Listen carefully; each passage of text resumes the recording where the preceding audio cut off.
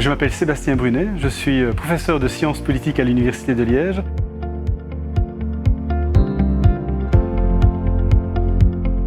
Je travaille sur des projets d'anticipation, de prospective. L'idée véritablement, c'est de questionner le fonctionnement de nos systèmes démocratiques, de voir dans quelle mesure ils sont capables justement de penser des futurs longs. On va aller mobiliser des personnes qui ne sont pas habituellement convoquées pour parler des futurs, et là, en les mettant autour d'une table, en les alimentant en expertise, en leur laissant la possibilité de se réapproprier les questions, où on a une explosion comme ça de possibilités, de réflexion, et finalement de réappropriation de notre capacité d'action. Et ça, il faut y croire, parce qu'il y a des méthodes qui existent et qui permettent véritablement d'être des acteurs de demain et pas simplement de subir les événements. Ces assemblées-là permettent d'aller chercher des expertises qui ne sont pas des expertises techniques, habituelles, juridiques.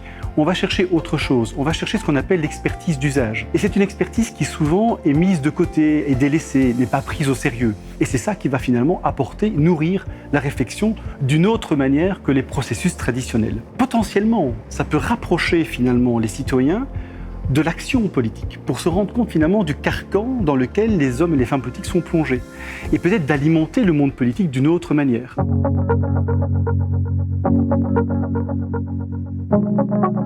Ce qui me motive, c'est qu'il est possible de changer en fait un certain nombre de choses, au travers de la recherche, au travers de l'enseignement, que ce soit dans l'Institut de statistique et d'évaluation et de prospective, que ce soit à l'université, que ce soit chez moi, un peu partout. Tout ce que nous semons aujourd'hui, ça sera nécessairement pour les générations futures.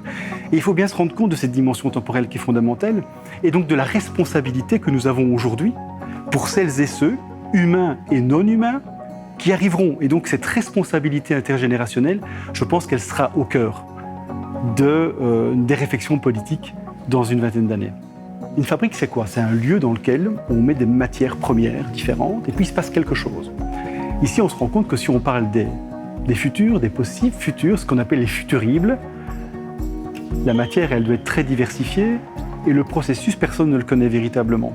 Mais si on parle de fabrique, ça veut dire qu'on accepte l'idée qu'on est capable d'agir sur ce qui va arriver. Et donc, en fait, c'est un magnifique message encourageant, enthousiasmant du fait qu'on peut véritablement ne pas se laisser guider par les événements, mais en partie les influencer.